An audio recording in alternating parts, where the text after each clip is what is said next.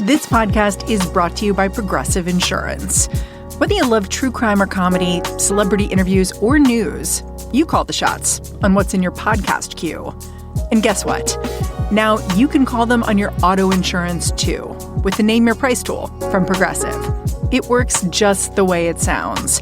You tell Progressive how much you want to pay for car insurance, and they'll show you coverage options that fit your budget. Get your quote today at Progressive.com to join over 29 million drivers who trust Progressive. Progressive Casualty Insurance Company and Affiliates. Pricing coverage match limited by state law.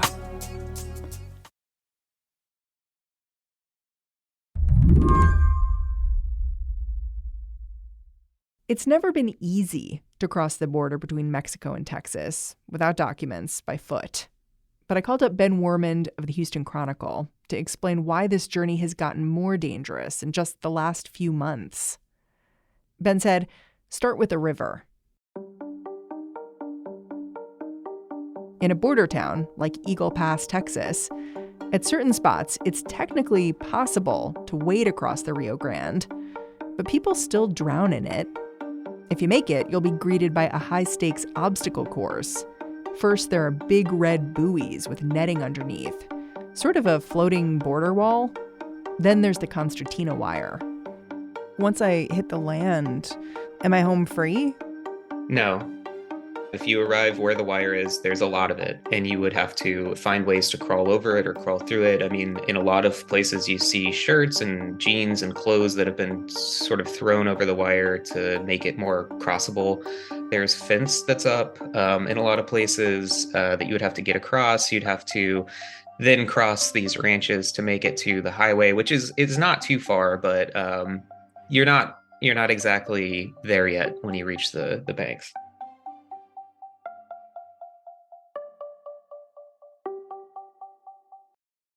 There are pictures of what this can do to a migrant's body. The usual scrapes, but also lacerations so deep they've got to be stapled shut. This is the physical cost of what Texas Governor Greg Abbott calls Operation Lone Star, a 2-year effort to, in his words, secure the border.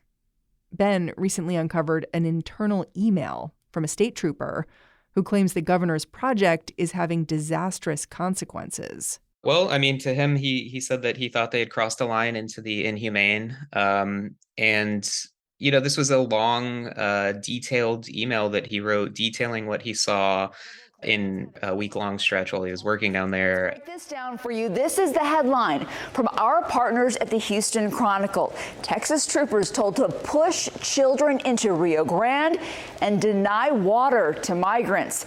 The report cites an email an unnamed trooper sent to his superiors, which reads in... He was documenting. That's what stood out to me.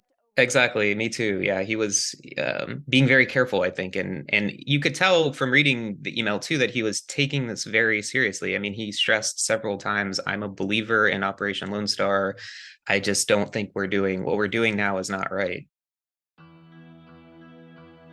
In the days since Ben uncovered this letter, the Department of Justice has stepped in, told Texas, we're watching you. So are Texas officials chastened right now? I don't know that I would say that. Their orders are not to let people in. You know, that's the top line here, and that's the goal, is you're not supposed to be letting people in. Today on the show, why even some Texans are beginning to question this state's border policy. I'm Mary Harris. You're listening to What Next? Stick around. This podcast is brought to you by Progressive Insurance. Whether you're driving, cooking, or doing laundry, Progressive knows the podcasts you listen to go best when they're bundled with another activity, much like how their Progressive home and auto policies go best when they're bundled. Having these two policies together makes taking care of your insurance easier and could help you save, too. Customers who save by switching their home and car insurance to Progressive save nearly $800 on average. That's a whole lot of savings and protection for your favorite podcast listening activities, like going on a road trip, cooking dinner, and even hitting the gym. Yep, your home and your car are even easier to protect when you bundle your insurance together. Find your perfect combo. Get a home and car insurance quote at Progressive.com today. Progressive Casualty Insurance Company and Affiliates. National average 12-month savings of $793 by new customers surveyed who saved with Progressive between June 2021 and May 2022. Potential savings will vary. This episode is brought to you by Google. Cyber attacks on critical infrastructure threaten essential services. That's why public institutions like schools, hospitals, and government agencies across the country are partnering with Google to keep their data safe and secure. Because when organizations run on Google Cloud, they're defended by the same AI-powered security that protects all of Google. Explore how Google is keeping more Americans safe online. Visit safety.google/cybersecurity today. Maybe first thing, can you close your eyes and describe Eagle Pass? What the town's like? Is it small? Is it big? Just for someone who's never been there, which I have not, what's it like as a place? Yeah, it is a small town. It's 30,000 people about that live there. We could sort of start on the river. There's a public park and an adjacent golf course, so a pretty big stretch of open land. How far is it from a major city? Is it pretty far? Yeah, it's far. So I drove there from San Antonio. It's a 2.5-hour drive roughly, but it's right across the border from Piedras Negras, which is a huge city in Mexico. The mayor told me that 50% of the city's revenue comes from international commerce, from trucks coming across the bridge and all. Just from talking to people in Eagle Pass, I think they cross the border fairly regularly. There is that sort of longstanding, as there are in a lot of these border towns, that sort of connection across the border. Why has it become such a popular place to cross? I think that there are kind of several theories on why exactly it has. This is a part of the border that for a long time was not a popular crossing spot. So this is a sort of new phenomenon. I think, a lot of it has to do with safety, both in Mexico and sort of ease of crossing the river itself. And it just, for years now, this whole sector of the border has become the most popular crossing spot, in a way that it had not been before. Has it sort of taken the region by surprise, the people who live there? Yes, definitely it has. And you talk to ranchers down there who say the situation makes it very difficult for their sort of daily lives and for their ranches to function. You have at certain points, potentially hundreds of people crossing a day, and a lot of them going through these ranches. You have people getting injured on the land and dying. The email that Ben Wermund reported on tells the story of what happened over the course of 1 week in Eagle Pass. It was written by a state trooper working as a paramedic as part of Operation Lone Star. In this memo, the trooper talks about one horrifying incident after another. He says he was ordered not to give migrants water, and then relays the story of a 4-year-old girl caught in barbed wire who passed out from the heat. The trooper not only complains about the buoys in the water, but alleges there are barrels covered in barbed wire in the Rio Grande, serving as a kind of trap. The state denies that, but razor wire has certainly become a flashpoint. Ben says there's even a story of a pregnant person who got tangled up in it.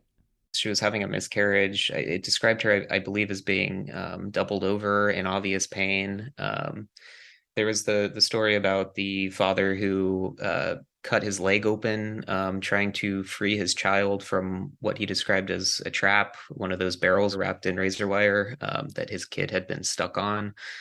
Obviously, the suggestion in the email that there was any sort of order to not give water, especially in the heat that Texas has had this summer. It's had very dangerous, at times record-breaking heat for much of the summer. And this medic wrote, that order needs to be reversed. Obviously, like I said, the state contests it, but that really stood out, if there ever was such an order.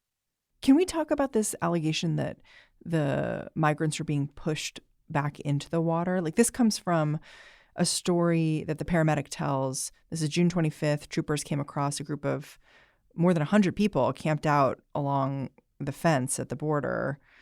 And there were children, there were babies. The group was tired and hungry.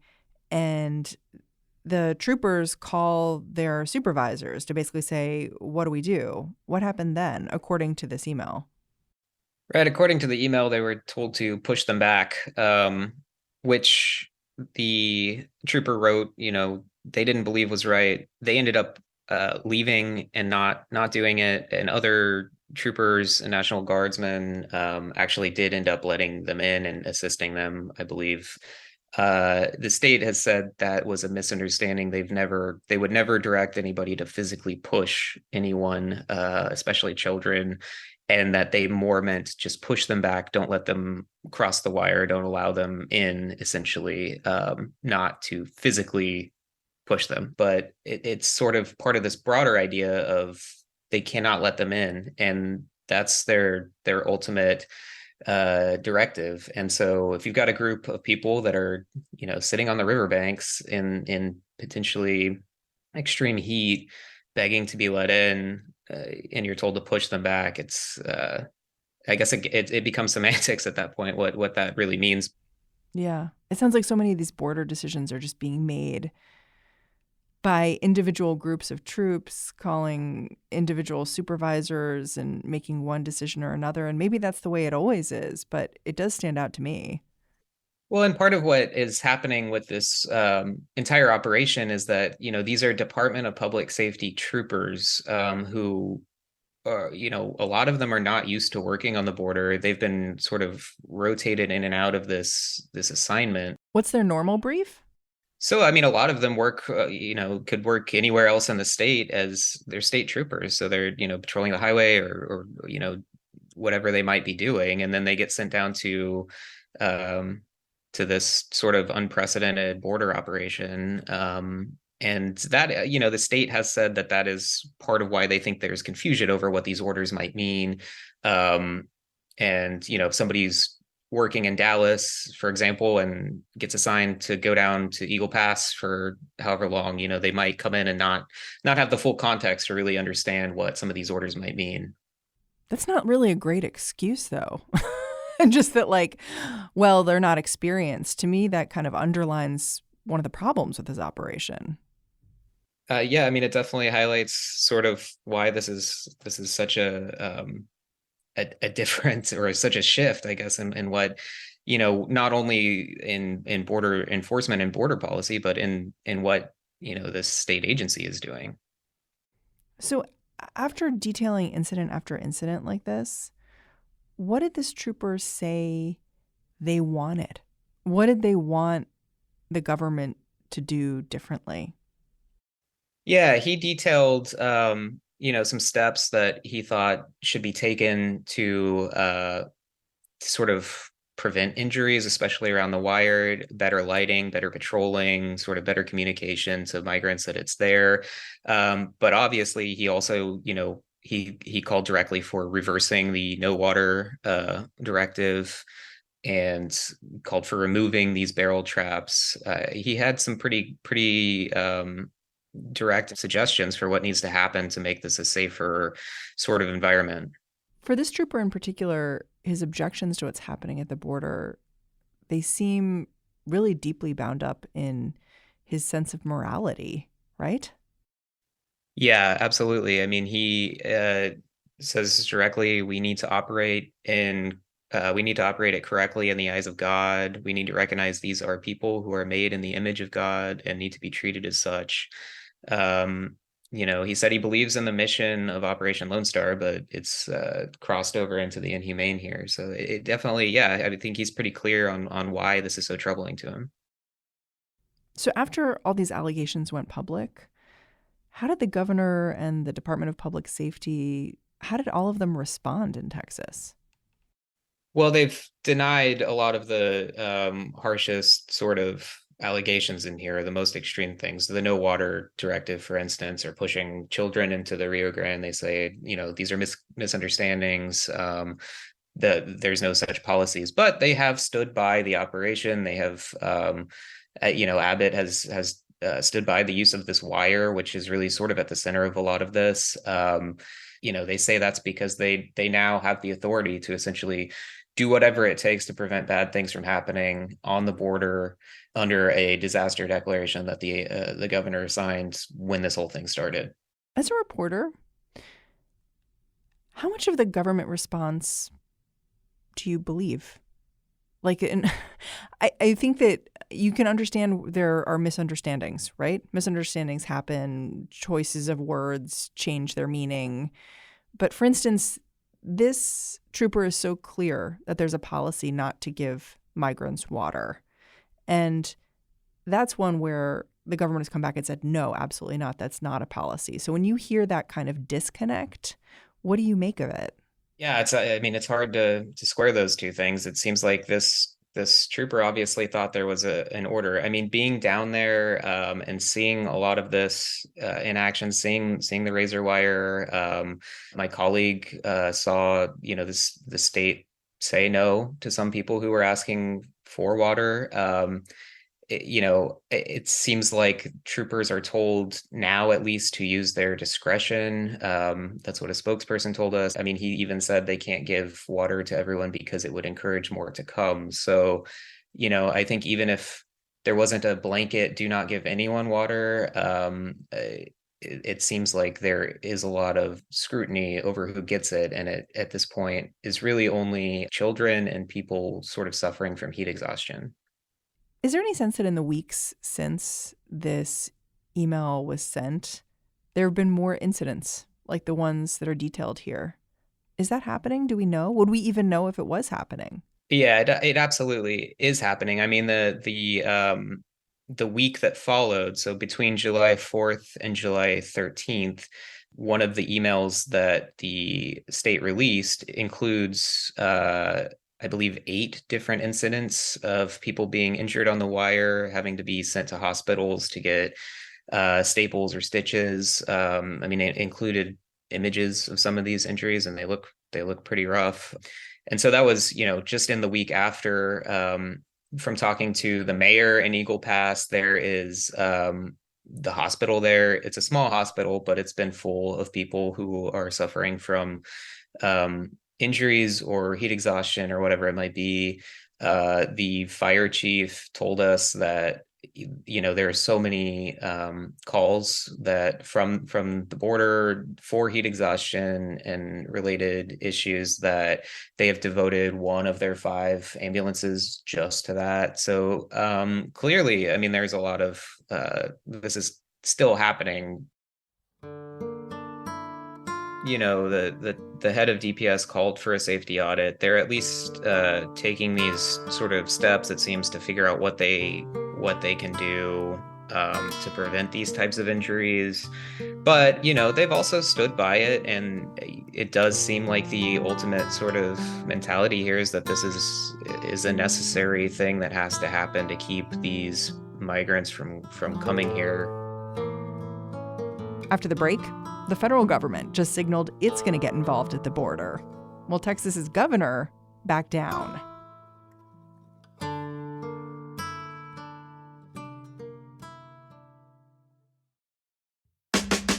Hey listeners, this is Joel Anderson, host of Slate's Slow Burn, Becoming Justice Thomas. I want to tell you about a live event we're doing on July 25th at 7:30 p.m. at the Hamilton in Washington, D.C. Join me and a few very special guests for a night of conversation, a behind-the-scenes look at the making of the show, and even a few surprises. I'll be interviewing Senator Sheldon Whitehouse of the Judiciary Committee, NYU law professor and MSNBC commentator Melissa Murray, Georgetown law professor Michelle Goodwin, and Thomas's old college friend Eddie Jenkins, a former NFL player and attorney. We'll talk all about the life and career of Supreme Court Justice Clarence Thomas, including his decades-long battle with affirmative action. And I'll perform an extended story from the season that may surprise, but will definitely delight you. For a limited number of fans, we will also host a pre-show cocktail hour with the Slow Burn team. And those who purchase that VIP package will get complimentary drinks and time with your favorite Slatesters. And if you're a Slate Plus member, you will receive a discount off your purchase. Go to slate.com/slowburnlive for more information and to purchase tickets. That's slate.com/slowburnlive. Hope to see you there. Okay, so the state of Texas is going to do this safety audit to try to figure out, I guess, whether putting up a lot of razor wire is actually injuring people and how much and all the rest. So how has the federal government responded after these allegations became public? The Department of Justice has said that it is, looking into these allegations along with other federal agencies, but they also are threatening to sue the state over the buoys that have been put in the Rio Grande that we were talking about earlier. On what authority? From the beginning, this has been a direct sort of challenge to longstanding immigration enforcement in the country. I mean, this is basically forever. Immigration enforcement has been a federal job. There were Supreme Court cases as recently as 2012 that reaffirm that. The Rio Grande is an international waterway, and what happens there affects treaties and falls under international agreements between the U.S. and Mexico. So to have the state just come in and drop some buoys in there is legally questionable.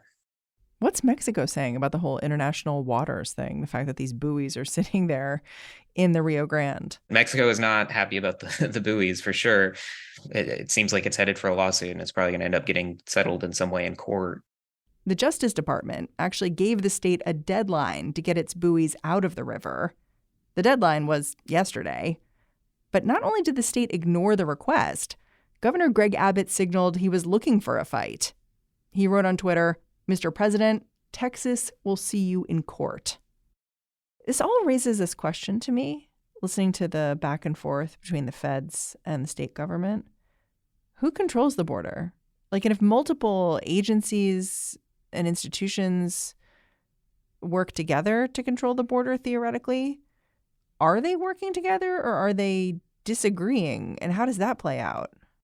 Yeah, I mean, that's sort of been the undercurrent in immigration policy here, especially in the last few years, but for a long time. And the state of Texas has been sort of, a leader in pushing back on the idea that this is a federal domain and that the federal government is who enforces immigration laws.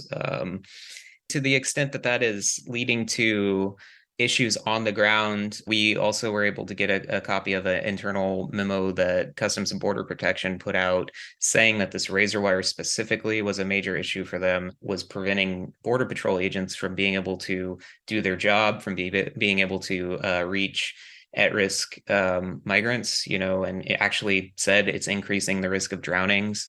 It's interesting because until now, Governor Abbott's been able to argue that what he's doing is he's cleaning up the mess the feds are making, right? They're letting people cross. I'm using his words. I'm not saying I agree. Letting people cross, anyone cross, and it's a mess. And so we really need to get down there and clean things up.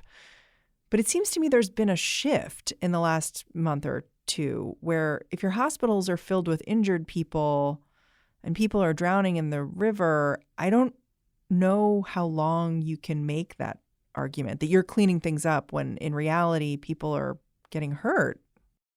I guess I think there is sort of he is making a somewhat different argument than that he's just cleaning things up. I mean, he's saying we're defending the border and we're doing what Joe Biden won't do. And so I do think he sees it more as they're defending Texas against something. And yeah, the injuries and everything else that come along with it. I mean, it seems like at this point, the state is trying to figure out how to minimize that, but it hasn't shifted the approach at all.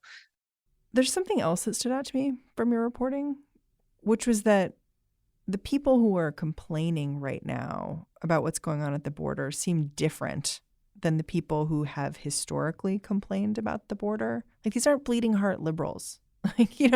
We talked about how the medic who sent this note that became public, he said he believed in the mission of Operation Lone Star. He just thinks we need to treat people like human beings.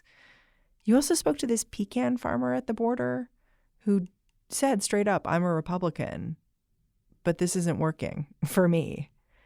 Does that represent a shift to you? I think it does, to the extent that I think when you are on the ground and you're actually seeing what's happening and you're actually affected by it, by all aspects of it. I mean, it's a perspective shift, and it becomes less of the standard, talking points about whether or not Biden is doing enough to defend the border, or, if Abbott's doing too much, or, the politics of it sort of fall away when you just see what's happening. And in the instance of the farmer, I mean, he has the state is taking over his land in a significant way to put up a bunch of wire that is injuring people, which is bothersome to him. But practically, he says he can't access parts of his own property because of this. So there are a lot of different things kind of floating around there. He's a Republican and believes in private property rights as well, and sees the state sort of trampling that. So there are different elements to this that are frustrating people, I think. Yeah, it just, to me, it like raises this question of like, who's this border policy working for, and who's it really set up to work for? Not the migrants, certainly, possibly not the people who live on the border either. Is it just politics? That's a great question. I mean, it definitely seems to be a politically advantageous thing for the governor. I mean, he just recently won re-election fairly easily, and this was absolutely a big part of that campaign and an issue that was raised. So it didn't seem to bother voters. I mean, you have a lot of Texas voters are very concerned about what's happening on the border, and this is an attempt to respond to that. Obviously, there is the audit, and there, are these sort of steps that are being taken to minimize people getting caught on the razor wire or whatever it might be. But the governor is clearly doubling down. I mean, he's telling the DOJ, I'll see you in court. He hasn't shown any sign of wanting to shift here or do anything different. I mean, I think a lot of this is going to have to get resolved in the courts. Ben, I'm super grateful for your time and your reporting. Thanks for coming on the show. Thank you for having me. Ben Wermund is the Washington correspondent for the Houston Chronicle. And that's our show. If you're a fan of What Next, the best way to support us is to join Slate Plus. That is our membership program. Go on over to slate.com/whatnextplus and sign up.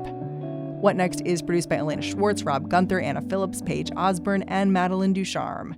We are led by Alicia Montgomery with a little boost from Susan Matthews. Ben Richmond is the Senior Director of Podcast Operations here at Slate. And I'm Mary Harris. You can go track me down on Twitter or X or whatever it's called now. I'm at Mary's Desk. Thanks for listening. Catch you tomorrow.